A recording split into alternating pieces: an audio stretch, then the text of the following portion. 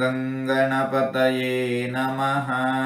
ಶ್ರೀ ಗುರುಭ್ಯೋ ನಮಃ. ಹರಿ ಓಂ. ನಮಸ್ಕಾರ. ಓಂ ನಿಧಾನಾಯ ನಮಃ.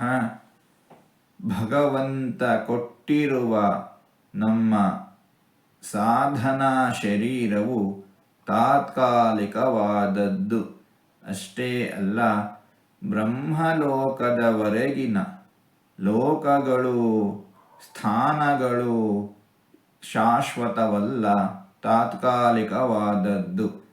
ಆದರೆ ಯಾವ ಸ್ಥಾನಕ್ಕೆ ಹೋಗಿ ನೆಲೆಸಿದರೆ ಮತ್ತೆ ಹಿಂತಿರುಗುವುದಿಲ್ಲವೋ ಅದು ಸ್ಥಿರವಾದದ್ದು. ಅಂತಹ ಸ್ಥಾನ, ಆ ಸ್ಥಾನ ಭಗವಂತನ ಸ್ಥಾನ.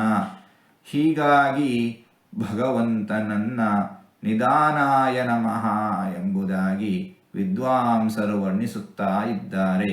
ಹೀಗೆ 4 ತೊದಲು ಮಾತುಗಳನ್ನು ಆಡಿದ್ದೇನೆ. ಇದರಲ್ಲಿ ಏನಾದರೂ ತಪ್ಪುಗಳು ಇದ್ದರೆ ಆ ತಪ್ಪುಗಳನ್ನು ಬಿಟ್ಟು ಒಳ್ಳೆಯದು ಅಂತ ಏನಾದರೂ ಇದ್ದರೆ ಆ ಒಳ್ಳೆಯದನ್ನು ಮಾತ್ರ ಸ್ವೀಕರಿಸಬೇಕು ಅಂತ ಹೇಳಿ ಪ್ರಾರ್ಥನೆ.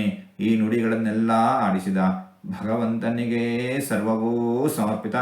ಸರ್ವಂ ಶ್ರೀಕೃಷ್ಣಾರ್ಪಣಮಸ್ತು.